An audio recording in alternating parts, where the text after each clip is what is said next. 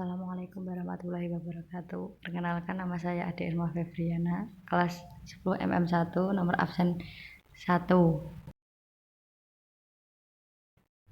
Sistem tanah paksa terjadi pada masa pemerintahan Van den Bosch dari pemerintah kolonial Belanda. Bagaimana sejarah sistem tanah paksa menyengsarakan rakyat? Pengertian tanah paksa. Sistem tanah paksa adalah sistem yang mengharumkan rakyat melaksanakan proyek penanaman tanaman ekspor di bawah paksaan pemerintah kolonial sejak tahun 1830.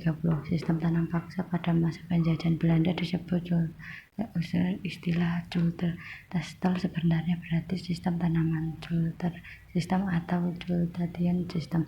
Zulterstel sebenarnya berarti kewajiban rakyat Jawa untuk menanam tanaman ekspor yang laku dijual di Eropa. Rakyat di bumi mengerjakan sesuai dengan sebutan tanaman paksa karena pelaksanaannya dengan paksaan.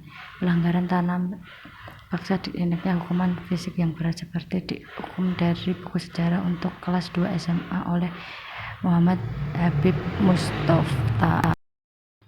Latar belakang sistem tanah paksa. Sistem tanah paksa pemerintah kolonial Belanda dilaksanakan karena sejumlah peristiwa dan kondisi saat itu, di antaranya sebagai berikut. 1. Belanda menghabiskan biaya yang besar karena terlibat dalam peperangan di masa kejayaan Napoleon Bonaparte di Eropa. 2. Terjadinya perang kemerdekaan Belgia yang diakhiri dengan pemisahan Belgia dari Belanda pada 1830. 3. Belanda menghabiskan biaya hingga sekitar 20 juta gulden untuk menghadapi perang Diponegoro 1825 sampai 1830. Perang Diponegoro adalah perlawanan rakyat jajahan termahal bagi Belanda. 4. Kas negara Belanda kosong dan hutang yang ditanggung Belanda cukup berat. 5. Pemasukan ulang dari penanaman kopi tidak banyak. Tokoh pencetus sistem tanah paksa adalah Van den Bosch.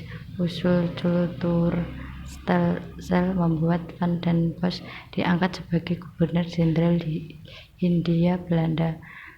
Tugas utama Van den Bosch adalah mendapatkan keuntungan sebesar-besarnya dari negara jajahan untuk mengisi kas Belanda yang kosong dan membayar utang-utang Belanda.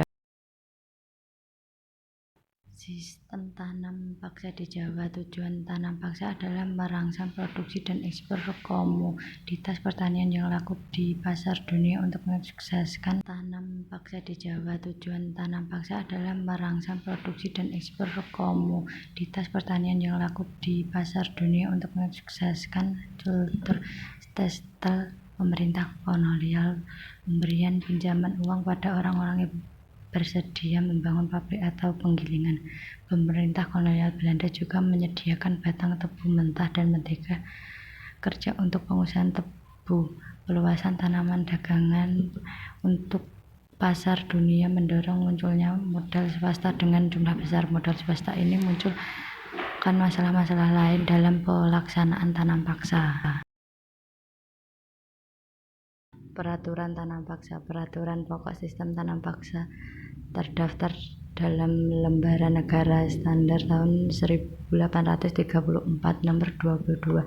Aturan ini diterbitkan beberapa tahun setelah tanam paksa dijadikan di Pulau Jawa. Aturan tanam paksa yaitu: 1. Tanah pertanian yang disediakan penduduk untuk tujuan tersebut tidak boleh melebihi 1/5 dari tanah pertanian yang dimiliki penduduk desa. 2. Pekerjaan yang diperlukan untuk menanam tanam paksa tersebut tidak boleh melebihi pekerjaan untuk menanam tanaman padi. 3. Tanah yang disediakan penduduk tersebut bebas dari pajak tanah. 4. Kegagalan panen yang bukan karena kesalahan petani akan menjadi tanggungan pemerintah. 5.